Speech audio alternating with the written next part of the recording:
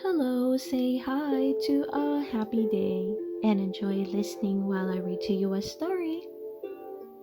Best Friend Sleepover. Comfortable, Piglet? Winnie-the-Pooh asked as he tucked his friend into a drawer he had made into a bed. Oh, yes, Pooh. Thank you very much, Piglet replied. The bed is just the right size. Well, good night then, the bear said, blowing out the candle and climbing into bed. Good night, Pooh Bear, Piglet replied. He and Pooh were having a best friend sleepover. It had been lots of fun so far. First, they had enjoyed a before bedtime snack. Then, they had put on their pajamas and made up a story. Of course, it was always fun spending time with Pooh, but there was something about being here for bedtime that was so different from being at his own house, thought Piglet. As he lay in the drawer, his eyes wide open, Piglet noticed that it seemed much darker here than it did at home. Pooh, he called out softly. Are you still awake? He wanted to ask the bear if it was always so dark. When Pooh did not answer, Piglet realized that his friend must have fallen asleep. Oh well, Piglet thought as he rolled over and pulled up the covers. Then he closed his eyes tightly and tried to get to sleep. After a while, Piglet peered out into the darkness. He hadn't been able to fall asleep yet. He noticed that it was very quiet in Pooh's room. Much quieter than it was in Piglet's own room at night. Pooh? Pooh Bear? Piglet called out, a little louder this time.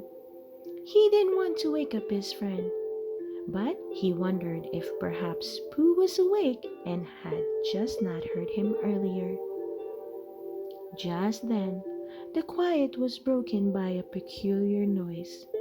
Piglet sat up. At first, the noise was a soft, low rumbling, curiously similar to the sound of a sleeping bear who was snoring. But Piglet thought a heffalump was coming to get them. Pooh? Oh dear, Piglet shouted. He jumped out of the drawer and ran to his friend's bedside. He shook Pooh and shouted, wake up, please, Pooh. Pooh asked drowsily. Slowly, he climbed out of bed. He noticed Piglet wasn't in his drawer. Then he realized that Piglet was in his own bed. Listen to that horrible noise, Pooh, he stammered. Piglet listened for the noise so he could point it out to Pooh. Then he realized that it had stopped. That's funny, said Piglet as he peeked out from under the covers. The noise stopped as soon as you woke up.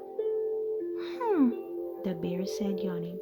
I guess that means we can go back to sleep. Piglet didn't think he'd be able to fall asleep. I don't mean to be a bad best friend, he said, but do you think we might have the rest of our best friend sleep over some other night? I'm just not used to sleeping anywhere but my own house.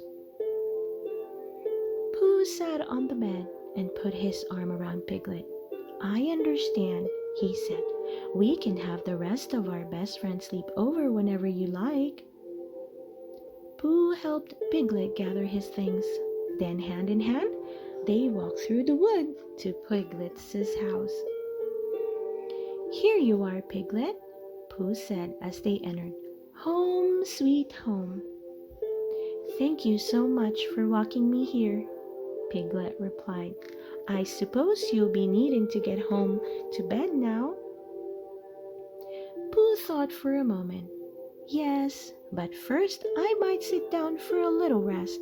He eyed a comfortable chair, just for a few minutes. While Piglet unpacked, Pooh sat down and put up his feet.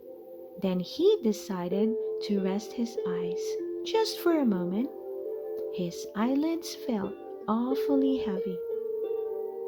By the time Piglet finished, Pooh was fast asleep. He was even making a soft rumbling sound. But in the comfort of Piglet's own house, it did not sound scary like a Huffalump. It just sounded like a sleeping bear who was snoring. Piglet covered Pooh with a small blanket and slipped a pillow under his head. "Sweet dreams, Pooh Bear," he whispered. Then Piglet climbed into his bed and very quickly drifted off to sleep. Pooh and Piglet slept all night.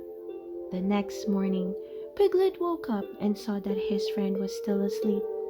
He woke up Pooh gently, and they had a yummy breakfast.